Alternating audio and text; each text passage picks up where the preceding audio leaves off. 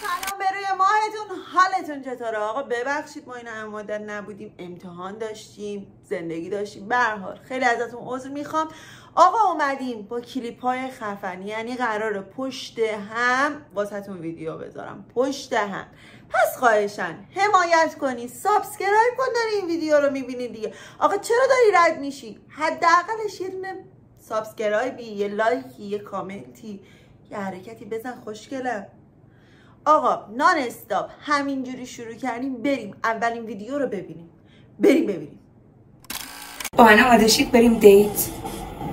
لباسی که من امروز انتخاب کردم یه ست و نمیدونم میبینید یا نمیبینید، یه ست سفیده یه ست قرمزه، ولی خب تصمیمم بر اینه که سفیده رو بپوشم. بریم که با هم دیگه آماده بشیم. این از لباسم، این شالو باش ست کردم، آرایشم که میبینید.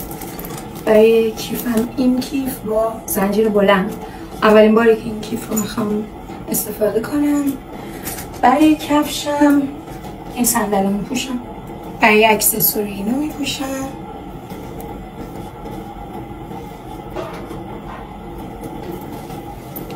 این گردن بر دستبندم اینو میندازم. اینم از لباس من و استایلی که میخوام باهاش برم. ولی خب دیت من و شما با هم دیگه فرق میکنه. من قرار بود دوستای قدیمیم دارم، امیدوارم که بهمون خوش بگذره. شما هم هر جا که هستید بهتون خوش بگذره. لایک، فالو و ارسال به دوستانتون یادتون نره. خدافظ. همون مانتوی اول با آرایش اول بهترین بود. بابا اینجا ایران، بولیس شلوار میشه گشتشون همون دم خونتون شما رو قاپانی میبره عزیز من. بولیس شلوار مگه خبر نداری شما؟ اینجا ایران عزیزم، با بولیس شلوار که نمیتونی باشی بری دیت. اونم چی؟ فقط تازان. بس کنید بابا، بس کنید. حداقل لباسی رو بپوشید که مردم میتونن بپوشن برن بیرون، نه اینکه پاتو گذاشتی تو کوچه تو رو قاپانی بگیرن و ببرن.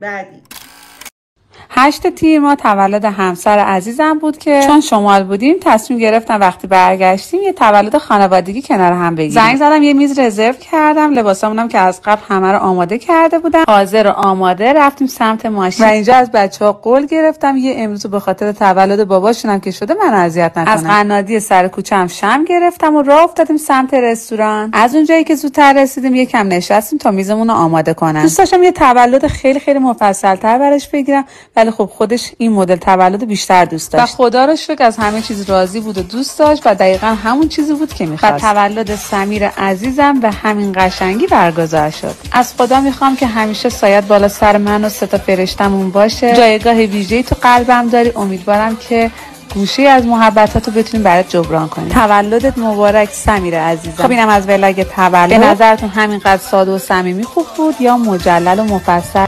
همیشه دوست داشتم همچین زندگی ساده و معمولی داشته باشم، ولی حیف که همش تو تجملاتم. من در شأن چنین خانواده سلطنتی چنین تولد ساده خدایی نیست. به شخص اعتراض دارم. شما باید تولد خودتون رو تو امامزاده صالح میگرفتی و اونجا می‌نویسی ولادت با سعادت همسر گرامی بنده آقا سمیر مبارک و خجسته. این نظر خودتون رو بگین. همینقدر ساده و صمیمی خوبه یا نه تجملات برگزار؟ اگه تجملاته که دیگه باید بری که تالار قصر طلایی بگیر و اونجا کارو تمام کنه. بعدی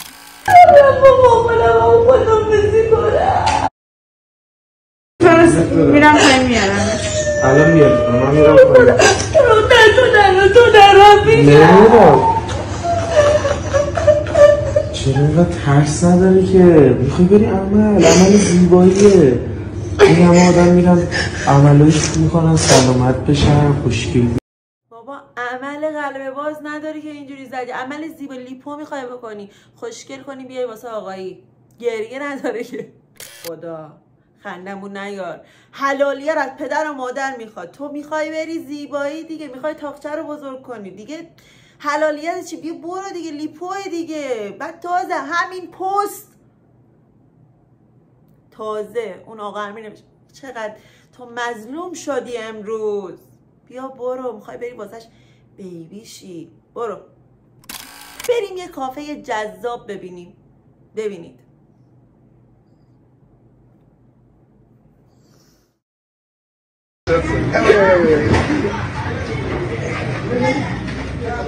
با سلام خدمت فالووران عزیز، دوستان عزیز، اومدیم کافه شامپال واقع در میدون کشاورزی بخش نوخندان. شما میتونید تشریف بیارید از قهوه اینجا استفاده کنید. مدیریت غلامرضا تراشان است که بسیار با اخلاق است. اومدیم اینجا یک آهنگی براتون اجرا کنیم. گوش بارا یک زلده عالم گایده ایزلده، گوش بارا یک زلده عالم گایده ایزلده. یه آیس شیره لطفا. منوی کافی شاپ: آیس شیشه، تریاک گلاسه، آب کشمش، شیر شیشه. بابا چی کار داری؟ افراد سالم مطلقاً ممنوع. و اینکه یه چیز دیگه، بابا اینجا کافی شاپ یه کم به ترک اعتیاد. ولی انصافا صدای ایشون آرامش خاصی رو از آدم میگیره. بریم بعدی.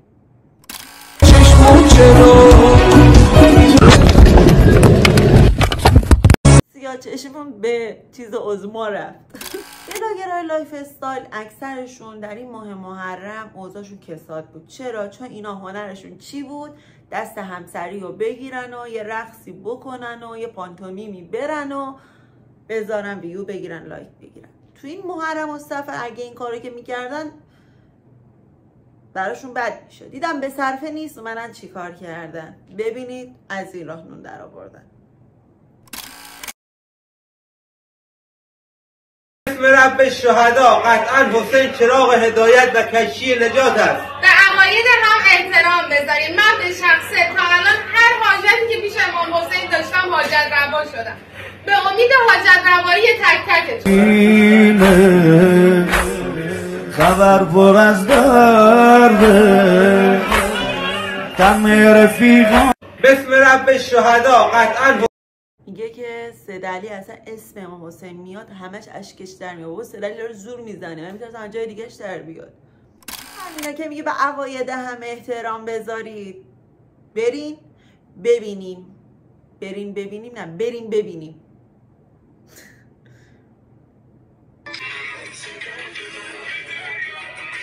شاید آهنگش قطع بشه. من زدم دلمو به دریاست.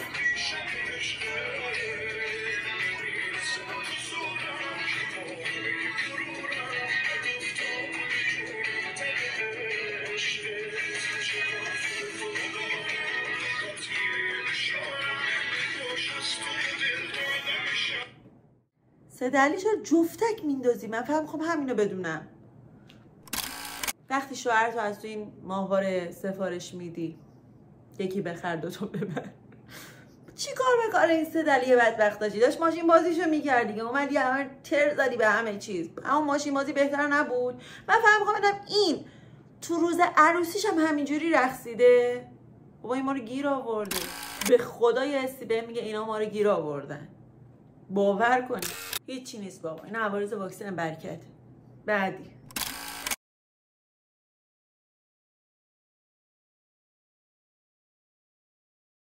رفیق اونو میبینی؟ کراشمه. اون میگه کرش منو ببخش. I don't think so. No, no, no, no. I don't think so. No, no, no, no. It's never, ever, ever, ever, ever, ever gonna happen. I don't think so. No, no, no, no. I don't think so.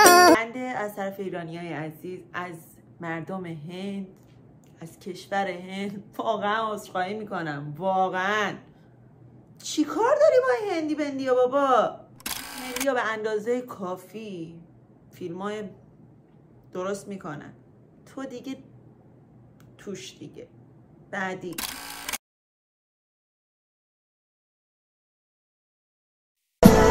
بچه بفرمایید سیب زمینی.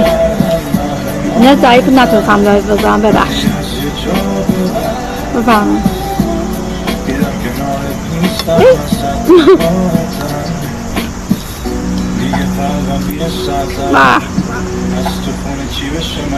فضای آزاد چه شود. بفرمایید سیب زمینی. نمیفهمم خودم میخوام. روان کردی خانوم. آخه مگه میشه از این دورگوشی لامصب خور که تعارف میکنی؟ یه بار گفتی فهمیدیم. اما اشغال هزینه داره دیگه. هزینه داره واقعا. بعدی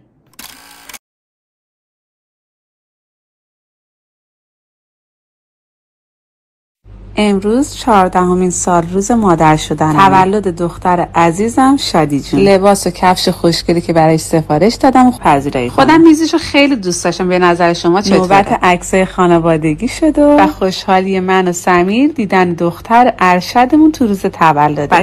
امروز 14 میگن گوشیتو بگیر سمت حرم صحبت کن. میخوام حاجت بگیرم. دقیقاً عین همینه.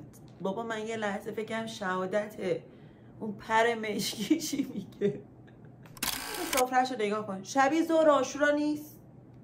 ما بریم خودش رو ببینیم. همش تو حرم بود. بعدی مرسی عزیزم. مبارک زنده قشنگی. زنده هم چقدر قشنگ. چقدر چه کردی خانم دکتر؟ دستتون در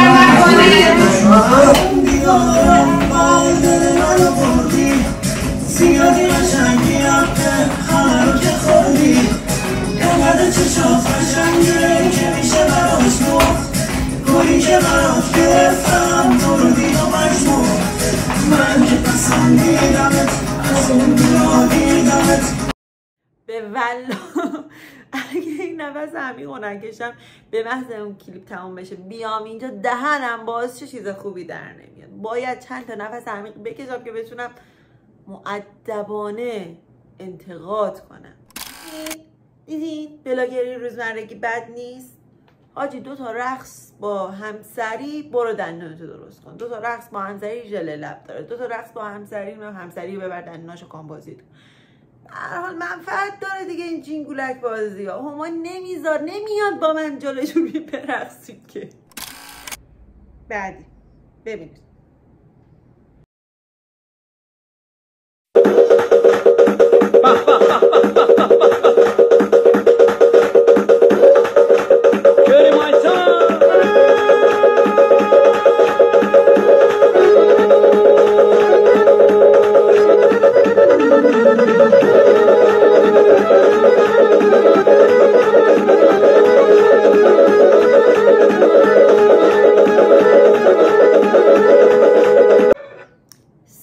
عدده.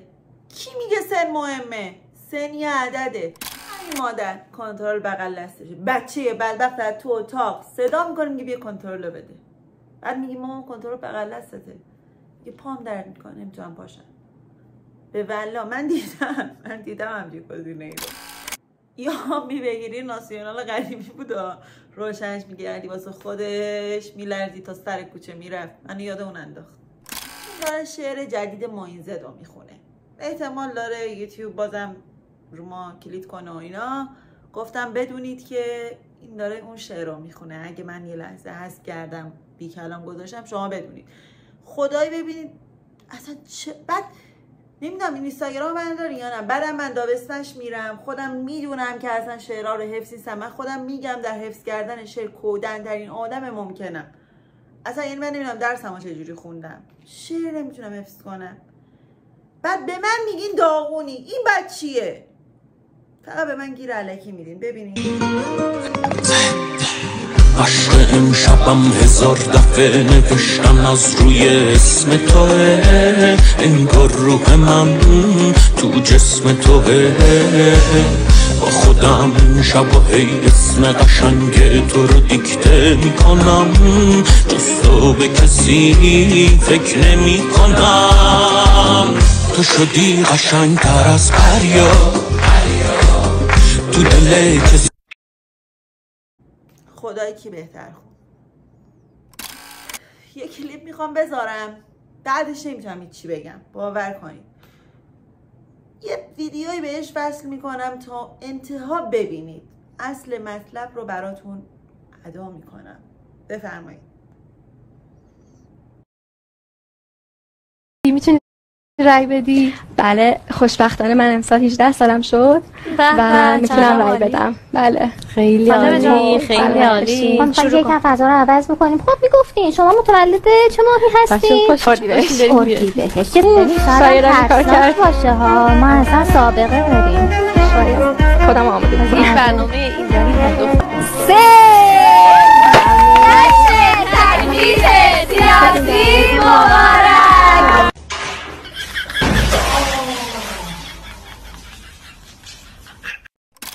اسلامی دیگه ببینیم و آخراشه. شب من باید گهرم دوست دارم. بس تق اصلی کردم تو از بس قشنگی بستی دست ما تو اومدی بردی قلب و با نیم نگاه تو من با تو خوبه حالم تو از بس قشنگی بستی دست ما تو اومدی بردی قلب و با نیم نگاه تو من با تو خوبه حالم. از اسلام فقط حجابش رو یاد گرفته. تمام. بابای بنده اینستاگرام داشت، بچه های مردم رو میدید. حالا بریم، من میخوام یه نفر رو بیارم با اون کلیپ بعدی رو ببینیم و نظرش رو بپرسیم. اشکال نداره.